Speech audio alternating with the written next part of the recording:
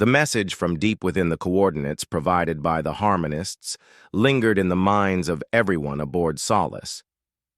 "Welcome home," it had said, a phrase that carried both warmth and mystery. For days, the crew replayed the transmission, analyzing every tone, image, and pattern. Each time they did, they uncovered new layers of meaning, details that hinted at the vastness of the galaxy and humanity's place within it. Elena Torres found herself returning to the lab late at night, unable to sleep as her thoughts raced with possibilities. The phrase "welcome home" felt profound, almost sacred. It suggested that humanity wasn't just an outsider looking in, but a part of something much larger, a cosmic family bound together by shared existence. Yet questions remained. Who were the harmonists? What did they want from humanity? And why had they chosen this moment to reach out? Nathan Cole shared her curiosity, though his focus leaned more toward practical concerns. He spent hours poring over the modified vessel's telemetry data, searching for clues about the expedition team's status. Despite their advanced technology, communication with the ship had been spotty at best. Static-filled bursts occasionally reached Solace, carrying fragments of voices and distorted images. None of it was clear enough to confirm whether the crew had reached their destination or encountered the harmonists directly. Laura Hayes called another meeting to address the growing uncertainty. "We've made incredible progress," she began, addressing the group. "But we can't lose sight of the fact that our expedition team is still out there. Until we know they're safe, we need to stay vigilant." Her words struck a chord with the crew. While the discovery of the harmonists' welcoming message brought hope, it also underscored the risks involved in venturing into unknown territory. Humanity's journey into the stars had always been fraught with danger, but now those dangers felt more personal. The expedition team represented not just Solace, but all of Earth, an ambassadorial effort to bridge worlds. Determined to maintain contact, Nathan worked tirelessly to enhance Solace's communication systems. He collaborated with engineers to boost signal strength and refine frequency modulation, hoping to pierce through the static that obscured the expedition's messages. Elena joined him, offering insights into linguistic patterns that might help decode fragmented transmissions. Together, they pieced together snippets of information, slowly building a clearer picture of what the expedition team had experienced. One evening, after hours of analysis, a breakthrough came.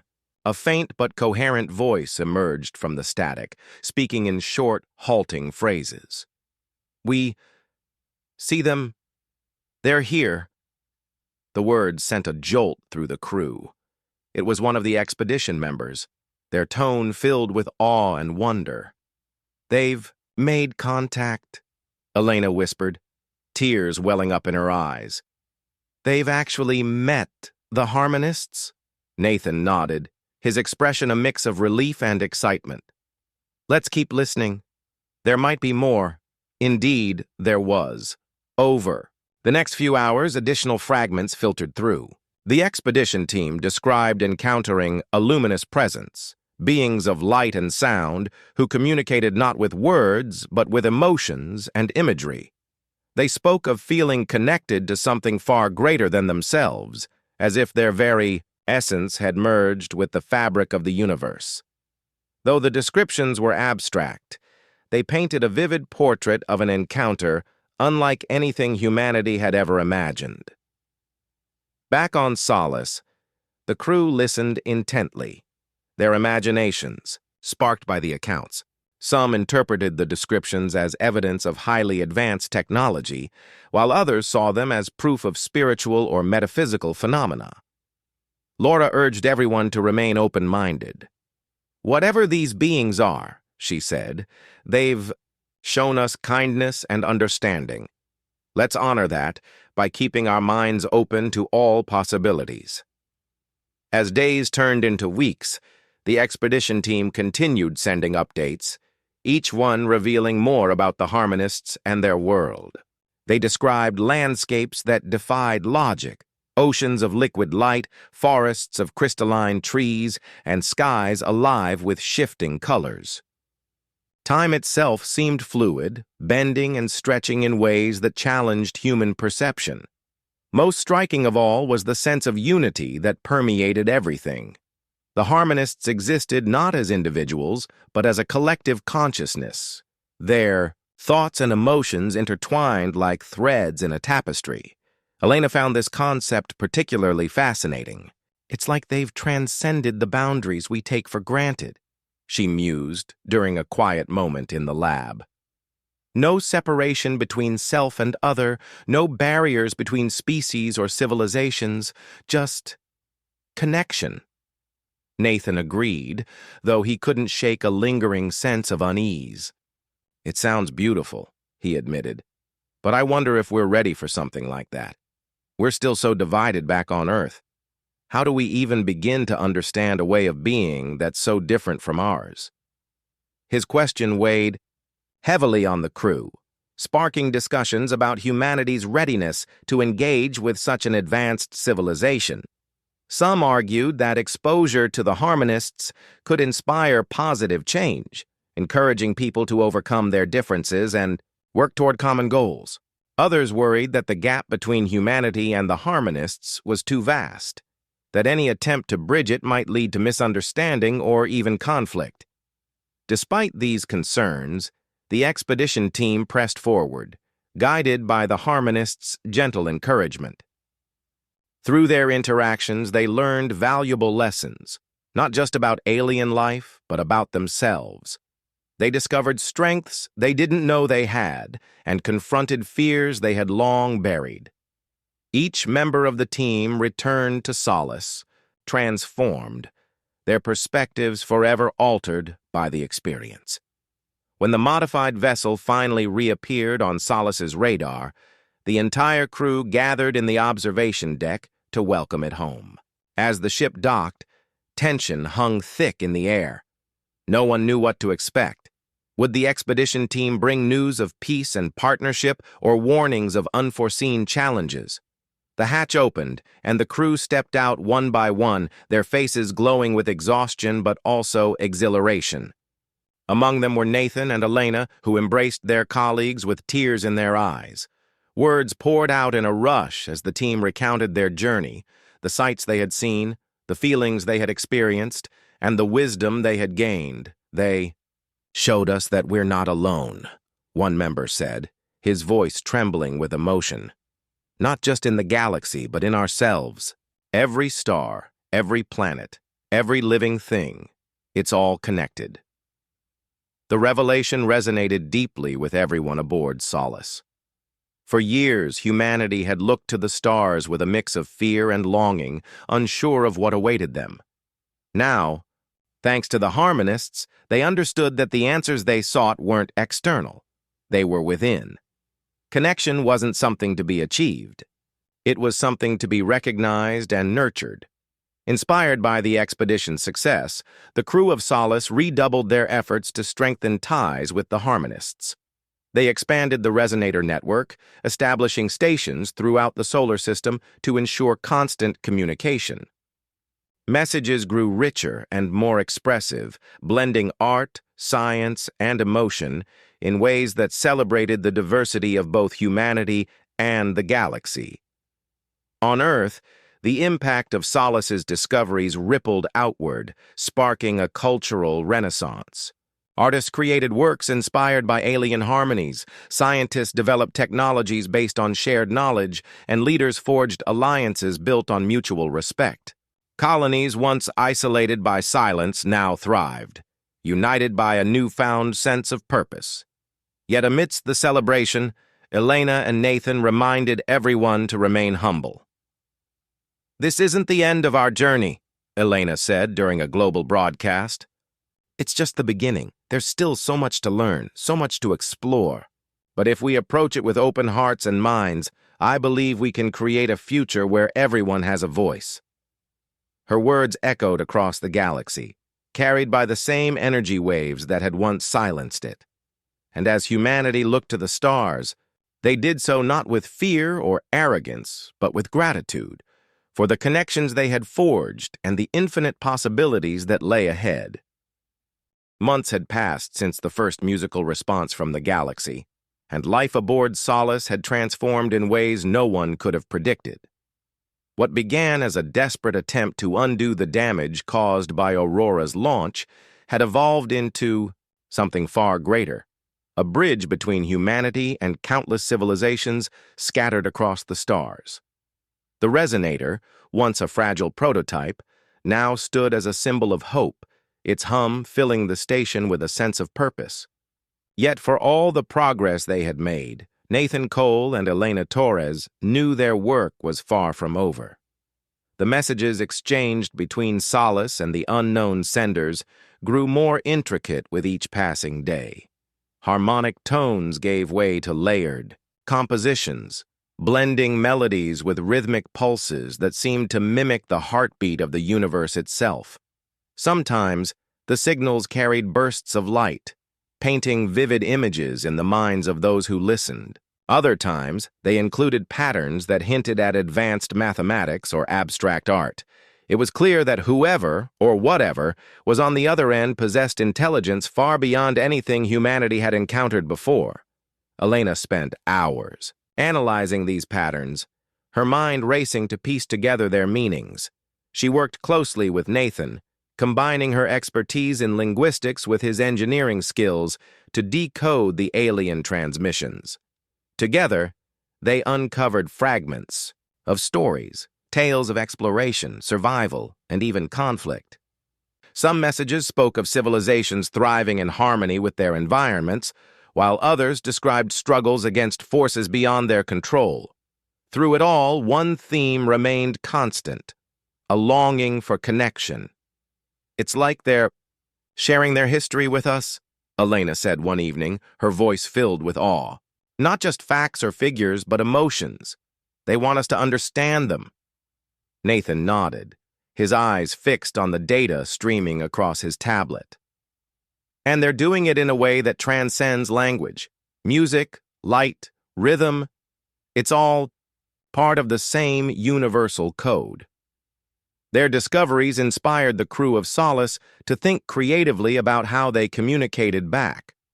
While earlier broadcasts had focused on simplicity, the team now experimented with richer, more expressive forms of expression.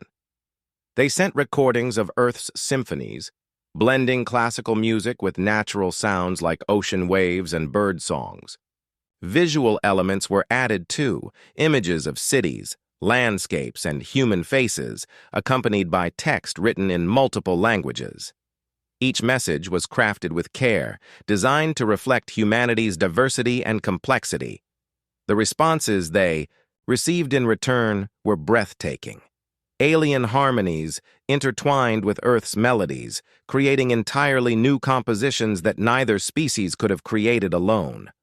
Light patterns danced across distant nebulae, forming shapes that resembled constellations or flowing rivers. It was as if the galaxy itself had become a canvas, painted with the collaborative efforts of countless beings. As the exchanges continued, trust began to blossom. The mysterious senders, who the crew affectionately referred to as the harmonists, started including instructions within their signals. These weren't commands or demands, but gentle suggestions, guiding humanity toward deeper understanding. One message contained coordinates pointing to a specific region of space, accompanied by a melody that seemed to represent curiosity. Another included a sequence of tones that, when decoded, revealed a mathematical formula describing an efficient energy source. "They're teaching us," Elena realized one day, her eyes wide with excitement. "They're not just communicating, they're helping us grow." Laura Hayes watched these developments with pride, her initial fears giving way to admiration. She had always believed in the potential of Project Thunderstrike, but she never imagined it would lead to such profound connections. Still, she reminded the crew to remain cautious. "We've come a long way," she said during a meeting, "but we can't let our guard down. Trust is earned, not given freely. Let's keep showing them that we're worthy of it." Her words resonated deeply, reinforcing the importance of humility and respect. The crew took great care to ensure that every message they sent reflected humanity's best qualities: kindness, creativity, and a desire for peace.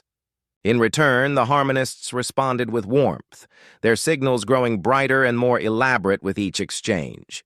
Over time, the relationship between Solace and the harmonists became a beacon of hope for Earth and its colonies.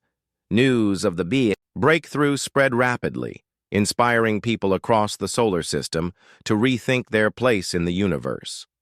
Scientists collaborated on projects aimed at advancing communication technology, while artists drew inspiration from the alien harmonies, creating works that celebrated unity and diversity. Even political tensions eased as leaders recognized the value of working together toward a common goal. Yet amidst the celebration, Nathan and Elena couldn't shake the feeling that there was still much they didn't know. Who exactly were the harmonists? Where did they come from, and why had they chosen to reach out to humanity? These questions lingered in their minds, driving them to dig deeper. One evening, as they reviewed a particularly complex signal, Elena noticed something unusual. Hidden within the layers of melody and light was a faint pattern, one that repeated itself in subtle variations throughout the transmission. At first glance, it appeared random, but upon closer inspection, it formed a recognizable shape, a spiral. It looks like a galaxy, Nathan observed, leaning closer to the screen. But why include this now? Elena's fingers flew across her keyboard as she cross-referenced the pattern with previous messages. Her eyes widened as she made a startling discovery. It's not just any spiral, it's a map. Look. She pointed to a cluster of stars near the center of the image. These coordinates match the ones they sent us earlier. A chill ran down Nathan's spine. You think they're inviting us to visit? It's possible, Elena replied, her voice tinged with both excitement and apprehension. But visiting another part of the galaxy isn't something we can do lightly. We'd need a ship capable of traveling those distances and a crew willing to take the risk. The idea sparked intense debate among the crew. Some argued that accepting the invitation was the next logical step, a chance to deepen their connection with the harmonists and learn more about the galaxy. Others expressed concern, fearing that venturing too far might put humanity in danger. Laura listened carefully to both sides before making her decision. We'll prepare a mission, she announced, her tone firm yet reassuring. But we'll proceed cautiously. If the harmonists truly mean us no harm, then they'll understand the need for patience. Until we're ready, we'll continue strengthening our bond through communication. With that, preparations began. Engineers worked tirelessly to modify one of Solace's smaller vessels, equipping it with advanced navigation systems and reinforced shielding. A volunteer crew was assembled, consisting of individuals willing to face the unknown for the sake of discovery. Among them were Nathan and Elena, who saw the mission as the culmination of everything they had worked toward. As the launch date approached, anticipation rippled through Solace. Crew members gathered in the observation deck to watch the modified vessel depart, its sleek form disappearing into the vastness of space. For the first time in months, the station felt eerily quiet, as though holding its breath. Weeks passed, without word from the expedition. Back on Solace, the remaining crew focused on maintaining communication with the harmonists, sending regular updates and receiving encouraging responses. Then, one day, a signal arrived, not from the expedition, but from deep within the coordinates provided by the harmonists. The message was unlike anything they had received before. It combined elements of music, light, and mathematics, forming a narrative that unfolded gradually. Images of swirling galaxies and vibrant ecosystems filled the screens, accompanied by harmonies that seemed to resonate directly in the soul. At the center of it all was a single phrase, repeated in dozens of languages. Welcome home. Tears streamed down Elena's face as she listened, realizing the significance of the message. "They're telling us we belong here," she whispered, her voice trembling with emotion. "Not just as visitors, but as part of something greater." Nathan nodded, his own eyes glistening. "This isn't the end, it's the beginning. Humanity has finally found its place among the stars." Though the expedition's fate remained uncertain, the message brought clarity and hope. The crew of Solace understood now that their journey wasn't about reaching a destination. It was about forging connections, building bridges, and learning to coexist with the infinite wonders of the universe. And as they gazed out at the stars, they knew that whatever challenges lay ahead, they would face them together. Months turned into years, and the galaxy continued to heal.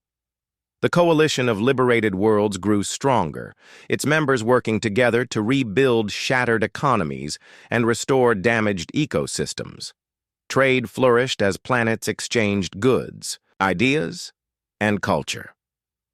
For the first time in centuries, people looked to the stars not with fear, but with hope. Yet beneath the surface of this newfound peace, tensions simmered. Commander Laura Hayes had retired from active duty, but her influence remained strong.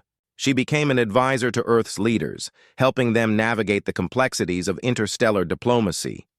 Her experiences taught her that peace was not a destination. It was a process, one that required constant effort and vigilance. She often reminded others that humanity's role was not to dominate, but to listen, to learn, and to support those who sought a better future. Elena Cruz, now a respected leader within the coalition, dedicated herself to fostering unity among its members. She traveled across the galaxy, meeting with representatives from every species and world. Her speeches emphasized the importance of cooperation and mutual respect. "We are stronger together," she would say. "Our differences make us unique, but our shared dreams bind us." Yet not everyone shared Elena's vision. On the fringes of known space, remnants of the Valith loyalists regrouped under new leadership. These extremists rejected the idea of coexistence, believing their species was destined to rule. They saw the coalition as a threat to their way of life and vowed to destroy it. Though small in number, they were dangerous, using guerrilla tactics to disrupt trade routes and attack vulnerable colonies. One such attack occurred on a remote mining planet. The colony, still recovering from decades of Valith oppression, was unprepared for the assault. Ships descended from the sky, firing indiscriminately and causing widespread destruction. By the time reinforcements arrived, much of the settlement lay in ruins. Survivors spoke of masked figures bearing the old Valith insignia, a stark reminder that the past was never truly gone. News of the attack reached Earth, sparking outrage and calls for action.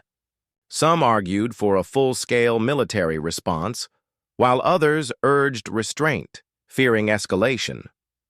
Ultimately, Commander Hayes was called upon to lead a fact-finding mission. Accompanied by a small team, she traveled to the devastated colony to assess the damage and gather intelligence. What Hayes found there chilled her to the bone. The attackers had left behind messages scrawled on walls in blood-red paint. "The Empire will rise." It was clear that these extremists viewed themselves as heirs to the fallen council, determined to reclaim what they believed was rightfully theirs. Hayes knew they couldn't be ignored, not if the coalition hoped to survive. Back on Earth, Hayes presented her findings to world leaders. She recommended a targeted approach, focusing on dismantling the extremist network without alienating former Valith citizens who had embraced the coalition. "Not all Valith are our enemies," she said. "Many have chosen peace. We must separate the radicals from the rest." Her plan was approved, and a specialized task force was assembled. Led by Lieutenant Ryan Cole, the team included soldiers, engineers, and linguists skilled in deciphering alien languages. Their mission was simple yet daunting: track down the extremists and neutralize their operations before they could strike again. Cole and his team embarked on their mission with determination. Using data collected from previous attacks, they identified patterns in the extremists' movements. They traced their supply lines to a hidden outpost located deep within an asteroid belt. The location was treacherous, filled with jagged rocks and unpredictable gravitational currents. Navigating it required precision and nerve. When they finally reached the outpost, Cole ordered his team to proceed cautiously. Sensors revealed multiple layers of defense, including automated turrets and cloaking devices. Breaking through would require ingenuity and teamwork. Engineers worked tirelessly to disable the shields, while scouts mapped out patrol routes to avoid detection. Once inside, the team discovered evidence of a larger conspiracy. Documents and recordings revealed plans for a coordinated assault on key coalition worlds, timed to coincide with a major diplomatic summit. If successful, the attack would destabilize the coalition and plunge the galaxy back into chaos. Cole knew they had to act quickly. He split his team into two groups. One focused on gathering intelligence, downloading files, and planting tracking devices. The other prepared explosives to cripple the outpost's infrastructure. As they worked, alarms suddenly blared throughout the facility. Someone had triggered a security breach. Panic set in as enemy forces closed in. Cole shouted orders, directing his team to evacuate while ensuring no one was left behind. Gunfire echoed through the corridors as they fought their way to the exit. Just as they reached their ship, Cole activated the charges. A series of deafening explosions rocked the asteroid, collapsing tunnels and destroying equipment. Back aboard their vessel, the team transmitted the stolen data to Coalition headquarters. Analysts pored over the information, identifying targets and formulating a counterattack strategy. With time running out, Hayes called an emergency meeting of Coalition leaders. Together, they devised a plan to thwart the extremists' plot. The operation involved multiple phases. First, decoy fleets were deployed to draw attention away from the real targets. Second, ground teams infiltrated suspected locations, disabling weapons caches and arresting conspirators. Finally, diplomats at the summit were placed under heavy guard, ensuring their safety during the event. On the day of the summit, the galaxy held its breath. Delegates from dozens of worlds gathered aboard a massive orbital station, symbolizing unity and progress. Outside, coalition ships patrolled the area, ready to respond to any threat. Inside, discussions focused on creating a framework for long-term cooperation. As the summit progressed, reports came in of attempted attacks being thwarted across the galaxy. Extremist cells had been intercepted, their plans derailed thanks to the coalition's efforts. Though skirmishes broke out in some regions, the overall outcome was a victory for peace. Hayes watched the events unfold from Earth, feeling a mix of pride and relief. The coalition had proven its resilience, standing firm against those who sought to divide it. But she knew the fight wasn't over. Extremism, hatred, and greed would always find ways to resurface. The challenge was to remain vigilant, to address grievances before they festered into violence. Elena, too, reflected on the summit's success. She stood on the station's observation deck, gazing at the swirling colors of nearby nebulae. The galaxy was vast and beautiful, filled with endless possibilities, but it was also fragile, requiring care and compassion to thrive. She thought of Daniel Harper, whose courage had sparked this journey, and felt a renewed sense of purpose. In the years that followed, humanity continued to play a vital role in shaping the galaxy's future. Missions explored uncharted regions, forging alliances with previously unknown species. Scientists collaborated on groundbreaking projects, advancing medicine, energy, and technology. Artists and musicians shared their work, celebrating diversity and creativity. Yet challenges persisted. Conflicts arose, natural disasters struck, and political disagreements tested the coalition's unity.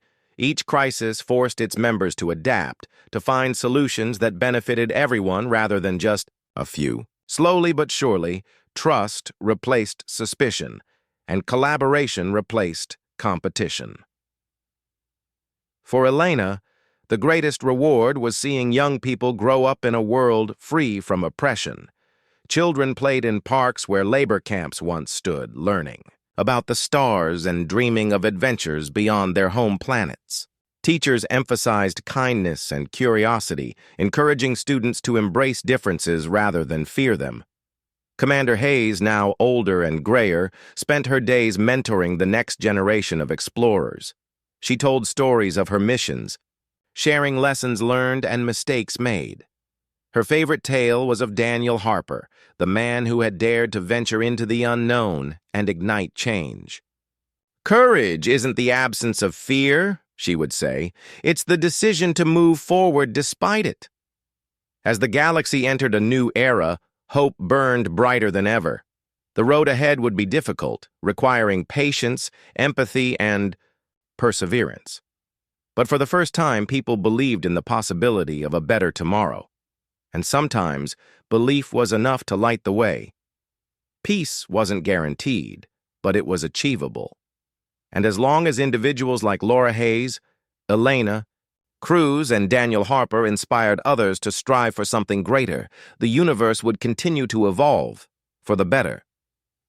The resonator was far from complete, but its mere existence gave the crew of Solace a glimmer of hope. Nathan Cole and Elena Torres worked tirelessly, their hands covered in grease and their eyes bloodshot from lack of sleep. Every piece of the machine had been scavenged from other parts of the station, leaving some systems on Solace barely functional. Still, they pressed on, knowing that failure wasn't an option. The galaxy's silence weighed heavily on everyone, and the pressure to find a solution only grew stronger with each passing day. Elena spent hours poring over the drone's recordings, searching for patterns within the distorted echoes. It was painstaking work, like trying to assemble a puzzle with half the pieces missing.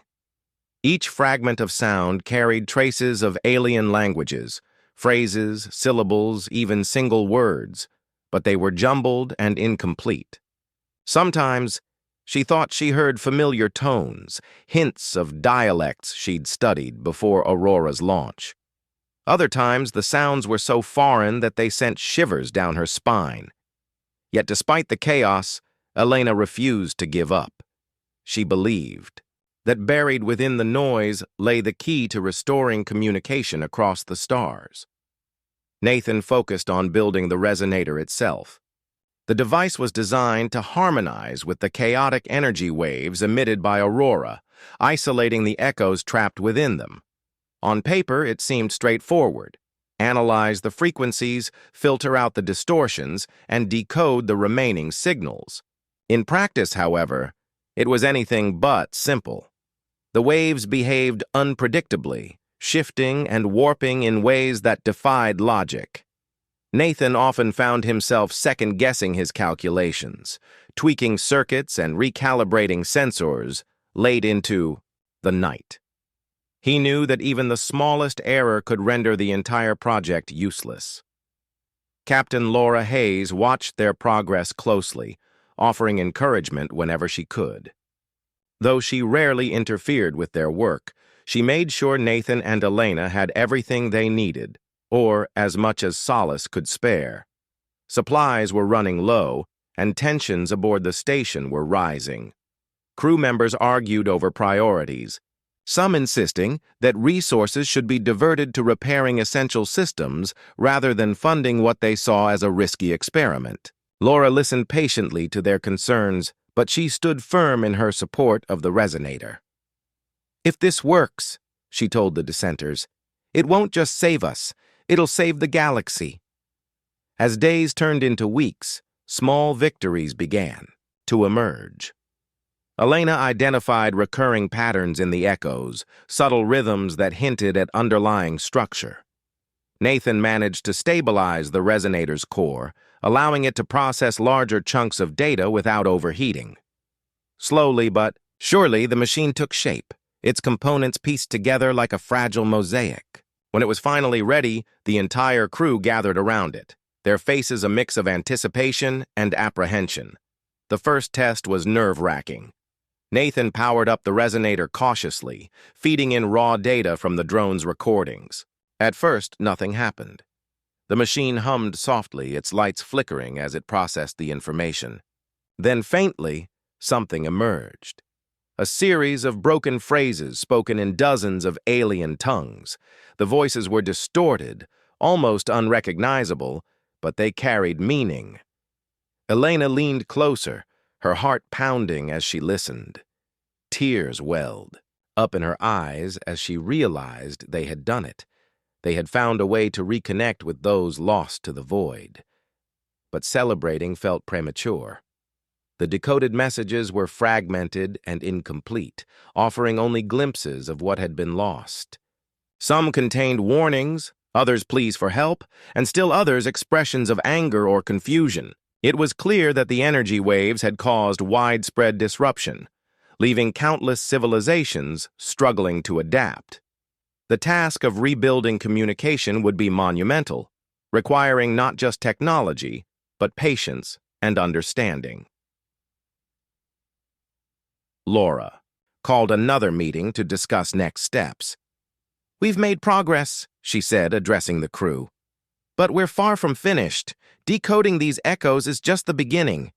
If we want to restore communication across the galaxy, we need to figure out how to send a message that everyone can understand." Her words sparked a lively debate. Some suggested using mathematics, which many believed to be a universal language. Others proposed combining elements from multiple alien dialects to create a hybrid form of communication. Nathan and Elena listened, quietly, weighing the pros and cons of each idea. Ultimately, they decided to take inspiration from Earth's own history. Humanity had once faced similar challenges when encountering new cultures, developing pidgin languages to bridge gaps in understanding. Perhaps the same approach could work here. With renewed determination, Nathan and Elena set to work crafting a universal signal. They drew upon the decoded echoes, blending fragments of different languages into a cohesive whole. Words were chosen based on their simplicity and emotional resonance. Concepts like peace, unity, and survival.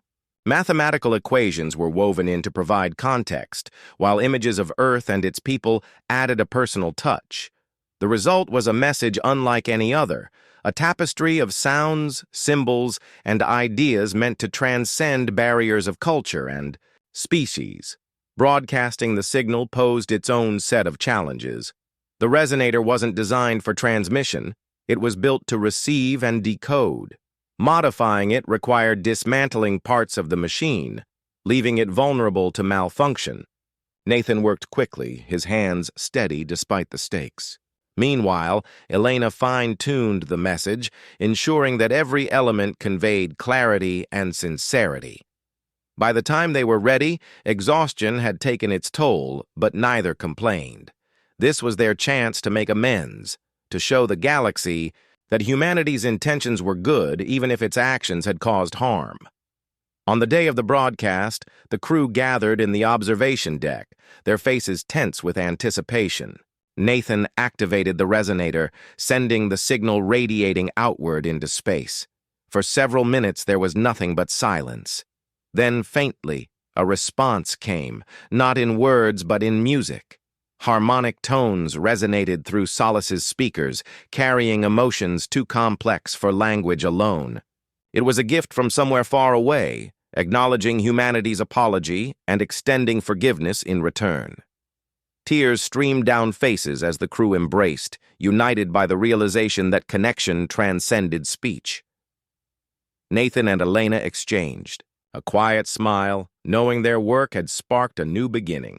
Though scars remained, the galaxy slowly began to heal, learning once more how to speak, not just to each other, but to themselves. For the first time in weeks, there was laughter. Aboard Solace, people joked about naming the mysterious musicians who had responded to their message. while others speculated about where the signal had originated. Laura stood at the front of the room, watching her crew with pride. "This is just the start," she said, her voice filled with hope. "There's still so much to learn, so much to rebuild. But today, we proved that even in silence, there is always room for understanding." As the celebration continued, Nathan and Elena retreated to the lab, already planning their next steps. The road ahead would be long and difficult, but they were ready to face it together. After all, they had learned an important lesson. No matter how vast the universe might seem, no one was truly alone. And as long as there was a will to connect, there would always be a way. Weeks had passed since Aurora's launch, and the initial excitement aboard Solace had faded into something far more unsettling. The silence that followed the railgun's firing wasn't just a lack of response, it was an absence of everything. Communication with Earth's colonies, once reliable and routine, now felt like shouting into a void. Messages sent from Solace drifted out into space, unanswered and unacknowledged. Even automated probes, which had been transmitting data for years, suddenly went dark. The crew tried to troubleshoot the problem, but no matter what they did, nothing seemed to work.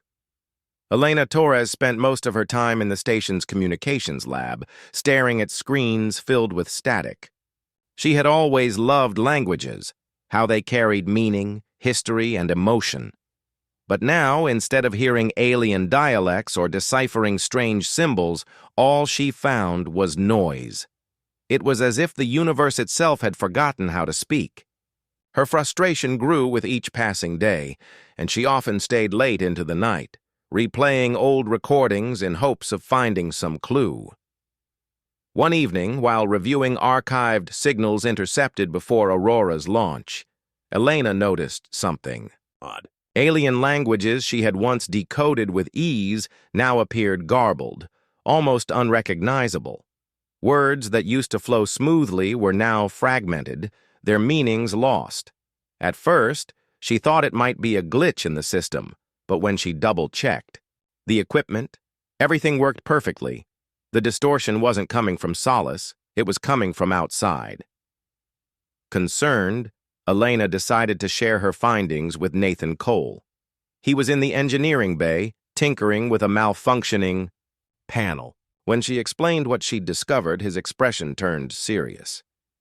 "Let me see the data," he said, setting down his tools. Together, they analyzed the recordings, comparing them to newer transmissions. The difference was unmistakable. Something had changed, not just in the way signals traveled, but in the very structure of the languages themselves. "This doesn't make sense," Nathan muttered, rubbing his temples. "Languages don't just break.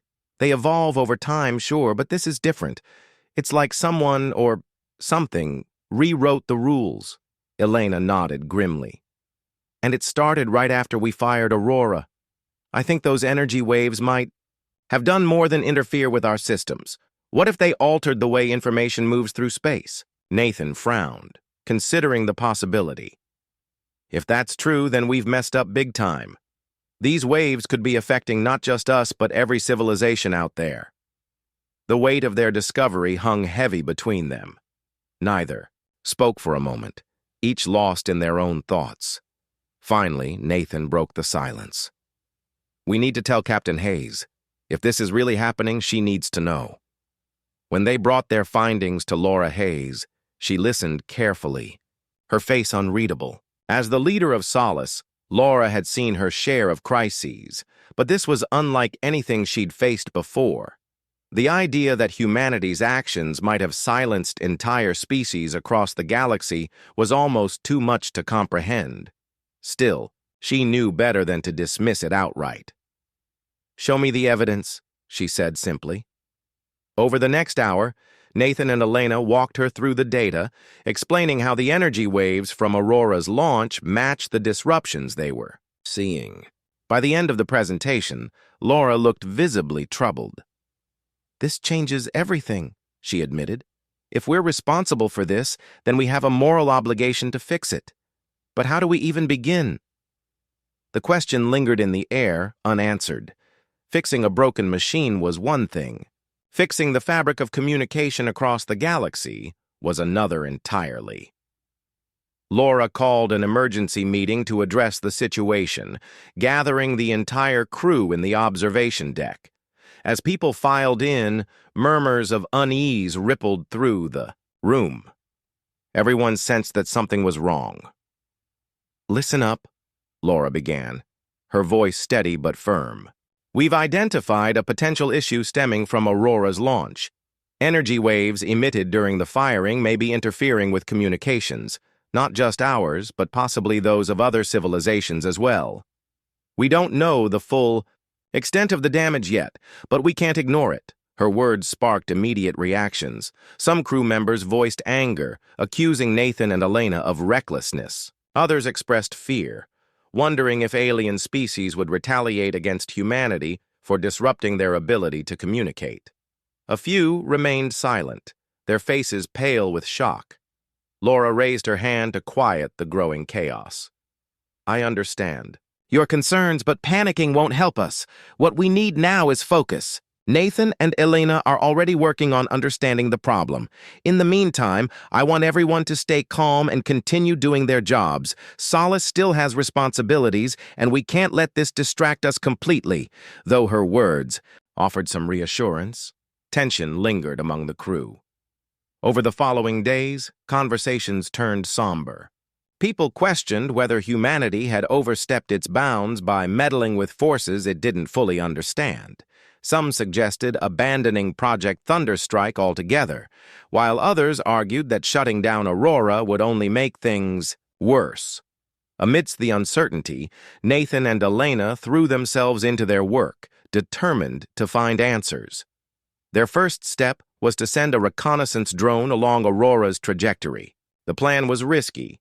The drone would travel farther than any human-made object had gone before, but it was the only way to gather first-hand evidence of the energy waves. Laura approved the mission reluctantly, knowing it might be humanity's last chance to uncover the truth.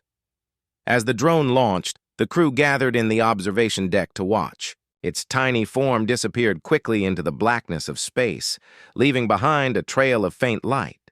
For weeks, they waited anxiously for updates. The drone transmitted data back to Solace in small bursts, painting a picture of a galaxy transformed. What the crew saw chilled them to the bone. Nebulae shimmered unnaturally, their colors shifting in ways that defied explanation. Stars flickered erratically, dimming and brightening as though caught in some cosmic dance.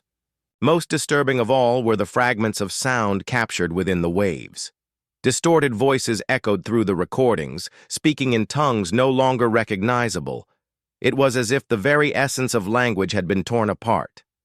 Elena listened to the recordings repeatedly, trying to piece together the broken phrases. Tears welled up in her eyes as she realized the magnitude of what had happened.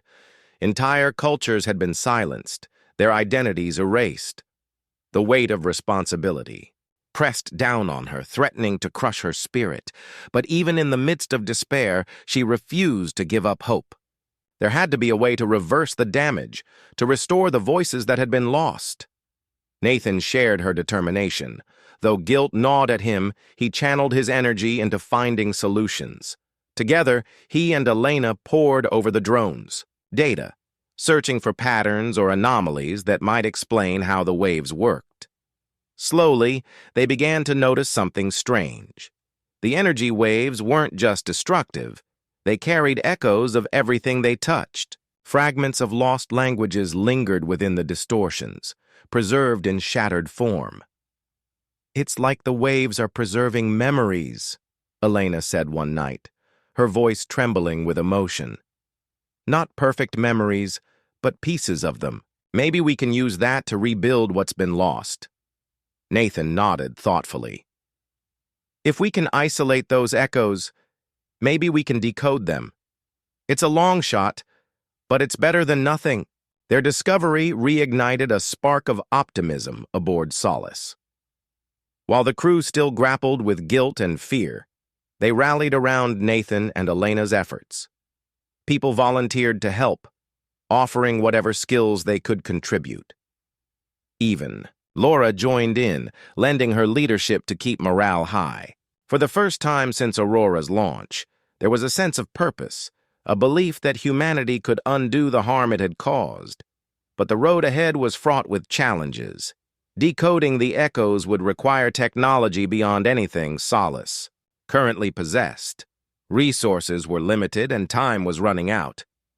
Back on Earth, panic spread as colonies reported similar disruptions. Trade routes collapsed, diplomatic ties frayed, and unrest gripped societies dependent on interstellar connections.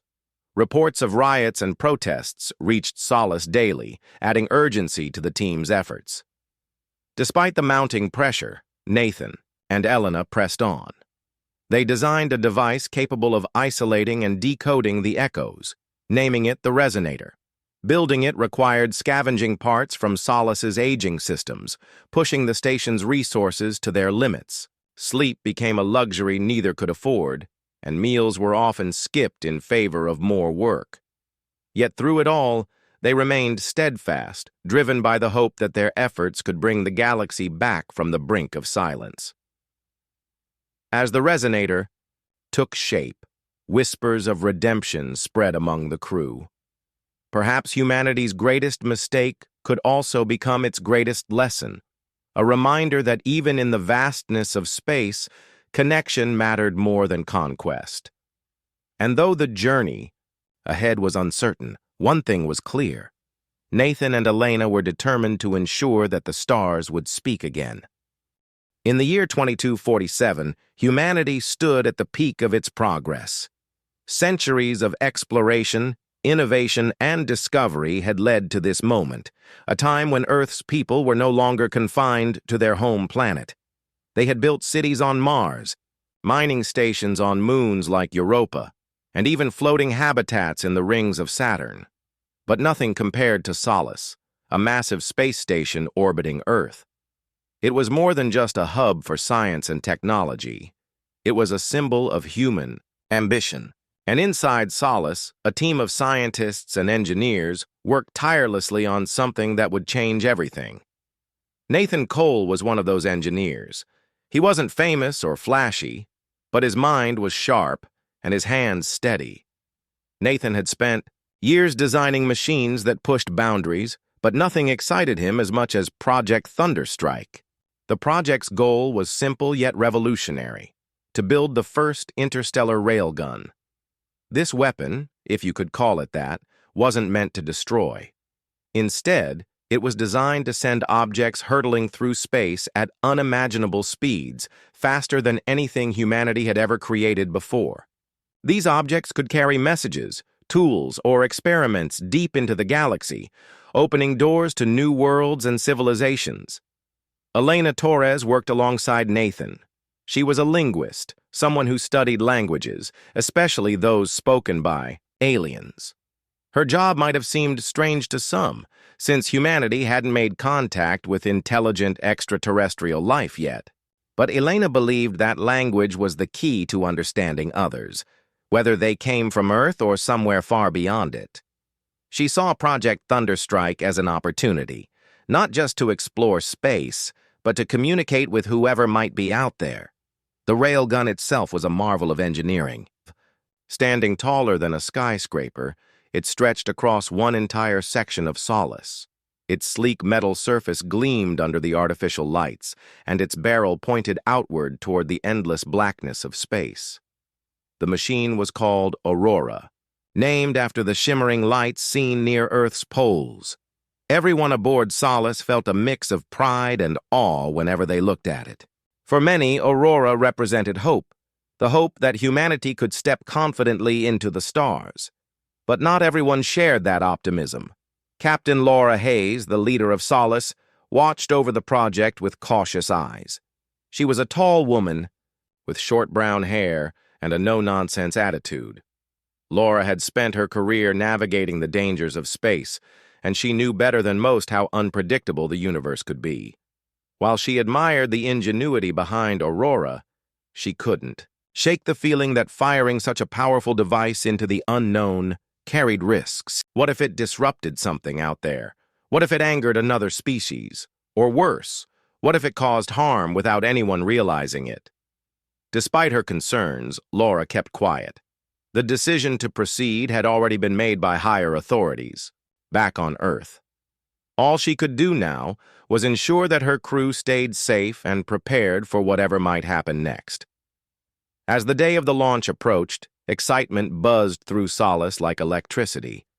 Crew members gathered in the observation deck to watch final preparations. Some snapped pictures of Aurora while others whispered about what the future might hold. Nathan stood near the control panel, his fingers hovering above buttons and switches. His heart raced, though he tried to stay calm. Beside him, Elena clasped her hands together tightly, her knuckles turning white. Both of them understood the weight of what they were about to do. At exactly 14 hours, the countdown began. 10, 9, 8. Voices echoed through the station, each number building anticipation. On the observation deck, people held their breaths. Even Laura found herself leaning forward slightly, her arms crossed over her chest. 3, 2, 1. A deafening roar filled the air as Aurora fired. A brilliant flash of light shot out from the barrel, so bright that it briefly illuminated the entire station. Then came the sound, a deep rumble that vibrated through every surface of Solace. Everyone cheered, clapping and hugging one another. Nathan let out a shaky laugh, relief washing over him. Elena wiped tears from her eyes, overcome with emotion. For a moment, it felt like humanity had truly taken its place among the stars. Fact, projectile launched by Aurora was small but significant. Inside its sleek metallic shell lay a message encoded in binary code, a series of ones and zeros representing greetings from Earth. It included images of landscapes, animals, and humans, along with mathematical equations meant to show intelligence. If any alien civilization intercepted the capsule, they would know that Earth existed and wished to make contact. For days afterward, life aboard Solace returned to normal, or so it seemed. People joked about becoming galactic pioneers, and conversations revolved around what kind of response they might receive. Would aliens reply immediately? Would their message take decades to reach its destination? No one knew for sure, but everyone agreed that humanity had taken a bold step forward. Yet beneath the surface, unease lingered.